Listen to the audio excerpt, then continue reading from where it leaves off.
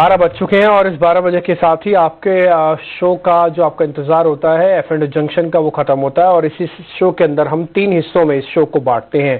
पहला हिस्सा ये होता है कि आज 5 बड़ी बातें वगैरह क्या है और कल का रिपोर्ट कार्ड क्या है, ताकि आपको मोटा मोटी आइडिया लग जाए इसमें बाजार का चल रहा है और हमारी 1 दिन 2 दिन पहले ली गई पोजीशंस का इस समय हाल क्या है।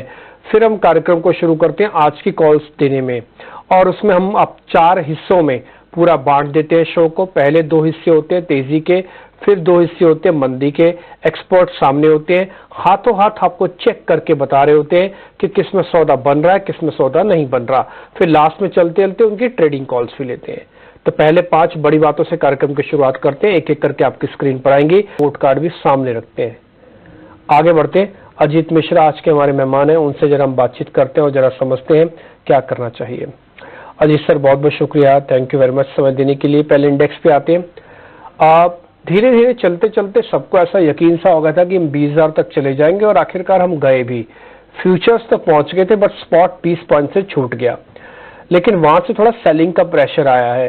ये अनवाइंडिंग हो रही है पिछले 2 दिन से, ये गंभीर बात है या फिर क्योंकि अभी सपोर्ट टूटे नहीं है इसलिए इसको गंभीरता से नहीं लेना चाहिए, ये तो बाइंग ऑन डिप है। गुड आफ्टरनून निम्बी। तो निम्बी देखिए करीब 1400 पॉइंट 18,600 से लेकर 20,000, जो 20 पॉइंट नहीं लगे मैं उसको कंसीडर ना करते हुए मैं मानता हूं कि ऑलमोस्ट देखिए आपने उस लेवल को टेस्ट कर ही दिया था। तो 1400 पॉइंट आपको इतने शॉर्ट ड्यूरेशन में मार्केट में आना, और उसमें बीच में थोड़ा बहुत कंसोलिडेशन हुआ था 19,300 19,550 की जोन में, बट ओवरऑल वर्टिकल मूव रहा है इस पूरा ड्यूरेशन में। तो करीब करीब अगर जस्ट आंकड़े की बात करें तो 4 हफ्तों में करीब 7.5% के गेन्स हमने निफ्टी में बनते हुए देखे हैं। तो इस तरीके के मूव के बाद अगर थोड़ा कंसोलिडेशन, थोड़ा प्रॉफिट टेकिंग ना हो तो वो एक चैलेंज हो जाता है कि आप एंट्री कहाँ करेंगे।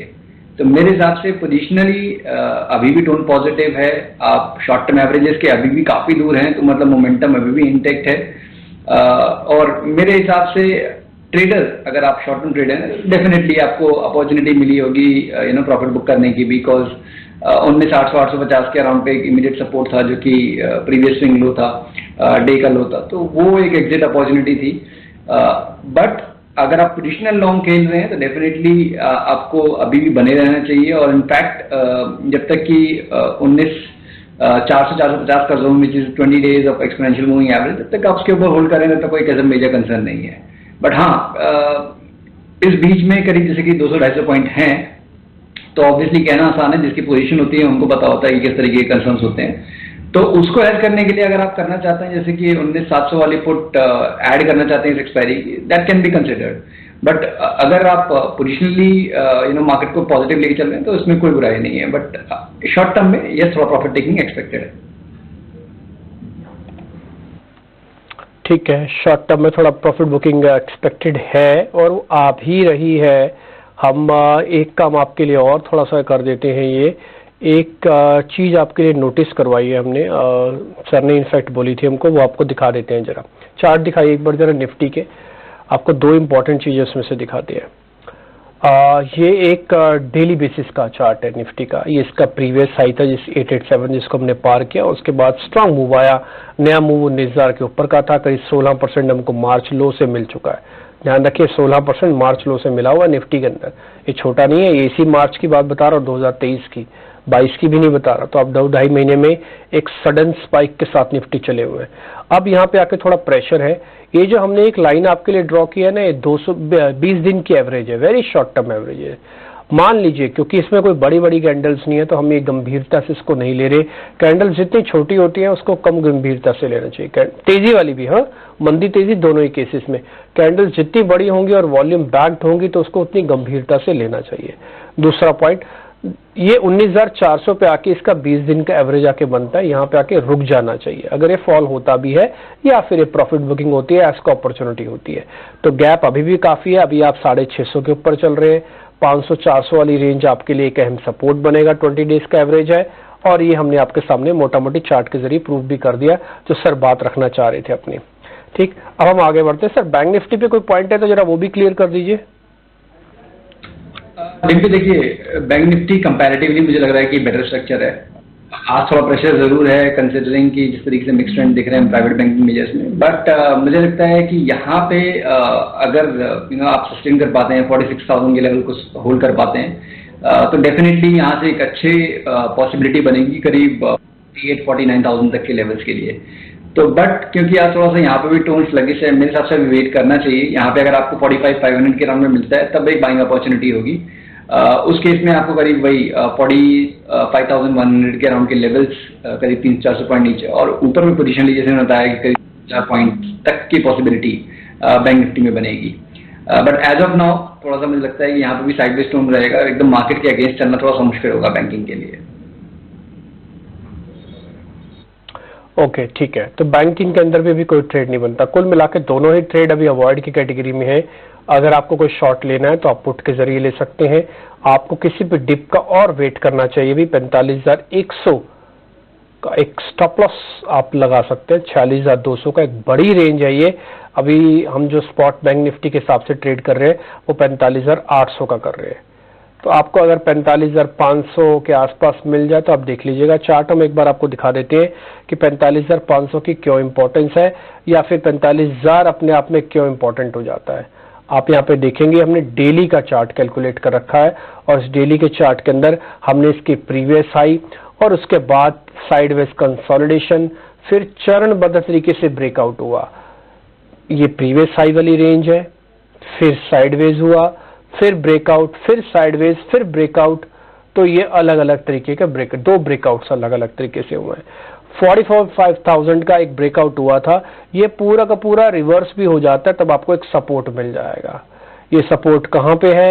ये 45,000 का भी है और 45,500 पे भी आके रुक सकता है अगर ये ज्यादा सीवियर नहीं होता तो। इसलिए आपको इस तरह के लेवल्स अभी दिए जा रहे हैं। ये मैंने आपको थोड़ा डेली बेसिस के चार्ट दिखाए, पोजीशनल वालों के लिए है, थोड़ा लॉन्ग टर्म रखने वालों के लिए।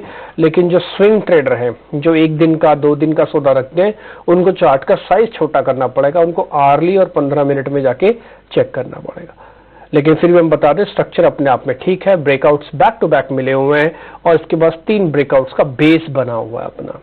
खैर नहीं हो तो इंडेक्स पे हमारा व्यू पॉइंट क्लियर हो गया। बाइंग ऑन डिप करनी है, पोजीशन में भी घबराना नहीं है, वॉल्यूम कम रखना है, वेट करना है। अगर आप निफ्टी में लेना चाहते हैं तो कोई पुट वगैरह से हेज कर लो, नहीं करना था तो छोड़ दो। कोई एवरेज नहीं करना, कुछ नहीं करना है, लेवल्स के साथ आपको प्ले करना है।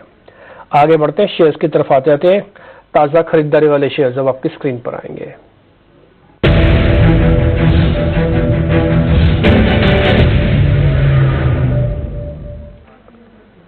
अजीत सर, आप तो काफी शोज कर चुके हैं हमारे साथ, आपको पता होगा जब भी गोदरेज प्रॉपर्टीज का नाम आता है हम हमेशा से बताते हैं। हमने 1150 रुपए में शेयर बताया था दर्शकों को, बड़ी सी वॉल पे रीजनिंग के साथ इस शो के बारे में हमने पूरी जानकारी दी थी। आज हमें खुशी होती है जब हम गोदरेज प्रॉपर्टीज को 1650 देखते हैं और डंके की चोट पे हमने कहा था कि आप इसको लेके रख लीजिए, इन्वेस्टमेंट्स की कॉल है, इसको जल्दी जल्दी नहीं बेचना। और हमें लगता है कि बहुत पुरानी बात है, अभी मैं चार्ट के जरिए क्लियर भी कर दूंगा। आप आज हमने फिर से इसको ताजा खरीदारी की कैटेगरी में डाला है। और दूसरा शेयर है REC। एक बार इन दोनों शेयर्स को आप चेक कर लो।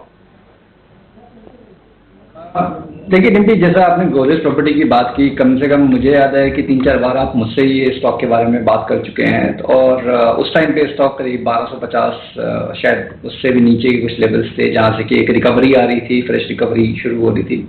और उस टाइम पे हमने बात की थी कि कंपैरेटिवली देखिए स्ट्रक्चर DLF ओबरॉय रियलिटी का काफी स्ट्रॉन्ग है और स्टॉक अपने रिकॉर्ड हाई पे है। बट यहाँ ग्रेजुअली रिकवरी आपको एंटिसिपेटेड है कि वो कंटिन्यू रहेगी, जो कि स्टॉक करीब 1720 तक के लेवल्स तक लेके जाएगा। तो आपने हाल फिलहाल में देखा था उन लेवल्स को रीटेस्ट करते हुए। और एक जो डिप आया है, इसमें सबसे अच्छी बात ये हुई है डिम्पी कि इसने अपने शॉर्ट टर्म एवरेजेस के नीचे जाने की कोशिश भी नहीं की और एक अच्छी रिकवरी दिखा रहा है। तो मतलब इसका ये है कि 1710 जो पहला हर्डल था जहां पे से ये प्रॉफिट टेकिंग में देखने को मिली, अब ये उसको भी सरपास कर सकता है। करीब 1800 प्लस तक के जोन आपको देखने को मिल सकते हैं। तो डेफिनेटली यहाँ पे आप लॉन्ग अटेम्प्ट कर सकते हैं। 1600 का आपका स्टॉप लॉस रहेगा, 1750 से लेकर 1800 तक के टारगेट्स के लिए। REC PFC काफी स्ट्रॉन्ग मूव, वॉल्यूम्स बहुत शार्पली हमने राइज देखा है इसमें। एवरेज वॉल्यूम स्टॉक ऑलरेडी 7% ऊपर है, तो मैं इसके लिए कहूंगा थोड़ा सा एग्रेसिवली बाय ना करें। एग्जिस्टिंग पोजीशन है आपकी, अच्छी बात है। 165 का एक स्टॉप लॉस मेंटेन करें। डिप मिलता है इंट्राडे में अगर 170 का, तो वो आपको एक अच्छी बाइंग अपॉर्चुनिटी होगी मेरे हिसाब से।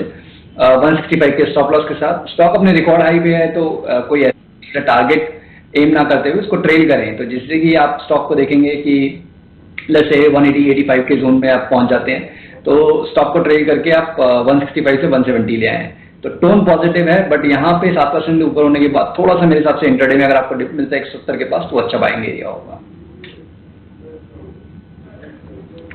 ओके, ठीक है। किसी डिप में आप प्लस कर सकते हैं आरईसी को 170 के आसपास, तो आपका रिस्क थोड़ा सा ठीक हो जाएगा और आपके लिए 180 तक का टारगेट है। गोदरेज प्रॉपर्टी 1750 1800 तक का टारगेट है। तब आप आरईसी अगर आप 170 तक लेते हैं तो 5 रुपए का टोटल रिस्क रहेगा और 10 रुपए आ जाएंगे, यानी कि रेशियो 1:2 हो जाएगी। गोदरेज प्रॉपर्टीज का चार्ट एक बार मैं स्क्रीन पे लेके आता हूँ। इसमें हमने वीकली चार्ट डाला है, यानी कि हर एक कैंडल एक वीक की है, और मेरे को बताते हुए काफी खुशी भी हो रही है कि जहां से हमने आपको नोटिस करवाया था वहीं इसका बेस बना था। आपको ध्यान है नीले कलर की लाइन है, हमने पिछली जून जुलाई की बात है जब आपको ये बताया था कि जितना फॉल ये हो चुका है ये सारा का सारा अरेस्ट हो जाएगा, और यहीं पे आके इसकी एक 200 दिनों की एवरेज का ब्रेकआउट हमको मिल गया था। आप देखेंगे जद्दोजहद बहुत हुई, ये जून जुलाई से लेके पूरा मई के महीने तक ये यहीं पे जद्दोजहद करता रहा, लेकिन उसके बाद का जो मूवमेंट मिला वो सारी तपस्या का फल मिल गया, और अभी और भी मिल सकता है क्योंकि वीकली कैंडल है, हर एक वीक की बन रही है। अगर मैं सिर्फ वीकली जाऊं तो कहीं 2000 भी जा सकता है शेयर, और कोई बहुत पुरानी बात नहीं है। तो आपके सामने हमने किया होगा, आप पुराने वीडियोस हमारे उठा के देख भी सकते हैं। हमें गर्व हो रहा है इस चीज को लेकर कि गोदरेज प्रॉपर्टीज को हमने सही रेट पे आपके सामने रखा, और खुद अभी आपके सामने अजीत सर ने कंफर्म भी कर दिया कि 4-5 बार तो हमने ही पूछ लिया था उनसे।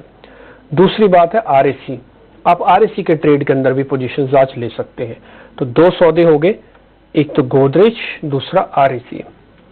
अब हम थोड़ा और आगे बढ़ते हैं, शॉर्ट कवरिंग वाली कैटेगरी में आ जाते हैं, और शॉर्ट कवरिंग के 2 शेयर फटाफट से पता कर लेते हैं, फिर एक ब्रेक लेंगे। इंडिया सीमेंट है सर, जहां पे थोड़े शॉर्ट्स कवर हो रहे हैं, और आज इंश्योरेंस की कंपनीज वापस एक्टिव हो गई हैं। आज ज्यादातर इंश्योरेंस की कंपनीज एक्टिव हुई हैं। आईसीआईसीआई प्रूडेंशियल हमने चुना है सर, 2.5% ऊपर है, शॉर्ट्स कवर हुए हैं यहाँ पे भी। देखिए डिम्पी, दोनों ही स्ट्रक्चर पॉजिटिव है। इंडिया सीमेंट में अच्छी बात यह है कि आप लॉन्ग टर्म एवरेजेस के पास ट्रेड कर रहे हैं, तो आपका रिस्क रिवॉर्ड फेवरेबल है। मींस 2 स्टार के नीचे अगर आप जाएंगे तो एनीवेज का जो रिकवरी का जो टोन है वो चेंज हो जाएगा, आपका पॉजिटिव से नेगेटिव या साइडवेज कह लीजिए। तो 204 आपको कंफर्टेबल होना चाहिए एज अ स्टॉप लॉस, और ऊपर पे करीब 222-228 तक के लेवल्स पॉसिबल हैं कि पोजिशनली आपको दिखा दें, तो डेफिनेटली आप इसको अटेम्प्ट कर सकते हैं। आईसीआईसीआई प्रू में भी एक अच्छी प्रॉफिट आज ये अपने शॉर्ट टर्म एवरेजेस को रिक्लेम करने की कोशिश कर रहा है, which is a good attempt. Volumes अभी डे एंड तक पता लगेंगे किस तरीके से हैं, अभी तक ओके वॉल्यूम हम देख रहे हैं, तो यहाँ पे भी आप लॉन्ग पोजीशन रिटर्न कर सकते हैं, बट यहाँ पे थोड़ा सा एग्रेसिव आपको स्टॉप लॉस रखने पड़ेंगे। आपको क्लोजिंग देखनी है, तो 558 मेरे हिसाब से इसके नीचे अगर क्लोज होगा तो फिर ये स्टॉक फिर दोबारा से कंसोलिडेट करेगा या प्रॉफिट टेकिंग दिखाएगा, तो उसके नीचे क्लोज नहीं होना चाहिए, वही आपका स्टॉप लॉस रहेगा। और इसी स्विंग को प्ले करने के लिए करीब 585-590 तक के टारगेट्स आप अटेम्प्ट कर सकते हैं। ओके, ठीक है। तो आपको आईसीआईसीआई प्रूडेंशियल का भी टारगेट मिल गया और इंडिया सीमेंट का भी है। और हम आपको फिर से बता दें, अजीत सर के सामने बात कर रहे हैं, हमने सभी मेहमानों को फ्रीडम दे रखी है, ना तो हम शो से पहले उनसे बात करते हैं और ना ही शो के बाद उनसे बात करके बोलते हैं कोई। तो उनके पास पूरी फ्रीडम है, वो किसी भी शेयर को गिरा सकते हैं, किसी भी शेयर को रिप्लेस कर सकते हैं, और हमें तो तब बड़ी खुशी होती है जब हमारे शेयर को रिप्लेस करके वो कोई और अपना बेहतरीन शेयर हमको दे देते हैं। अगर आप इंडिया सीमेंट का चार्ट 1 मिनट के लिए स्क्रीन पे लेके आए, फिर हम ब्रेक की तरफ जाएंगे।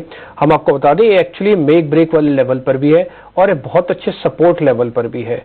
कई बार हम ये बात कोशिश करते हैं कि हमको अच्छे से सपोर्ट दीजिए जहां पर हमारा रिस्क रिवॉर्ड कम हो।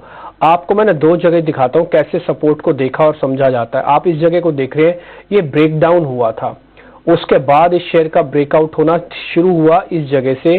पहले इसने 50 दिन के एवरेज को पार किया, फिर 200 दिन के एवरेज को पार करके मूवमेंट दिखाया। कई बार क्या होता है, इस तरह के वाइल्ड मूवमेंट को आप पकड़ नहीं पाते हैं, लेकिन इस तरह की मूवमेंट बहुत आसान होती है जहां पे दोनों मल्टीपल 50 और 200 दिन के एवरेज का एक लीन बन जाता है, एक ही लाइन में आके खड़ी हो जाएंगी। तो यहाँ पे रिस्क रिवॉर्ड काफी जस्टिफाइड है, यहाँ पे जोखिम कम है और रिवॉर्ड की प्रोबेबिलिटी हाई है, इसलिए इंडिया सीमेंट एक आपके लिए सौदा हो सकता है। वक्त एक छोटे से ब्रेक का है, जब ब्रेक के बाद लौटेंगे तो मंदी वाले शेयर्स पे भी चर्चा करेंगे। अजीत सर की कॉल्स भी हैं, तो आपको छोटा सा इंतजार करवा रहे हैं, तुरंत लौट रहे हैं।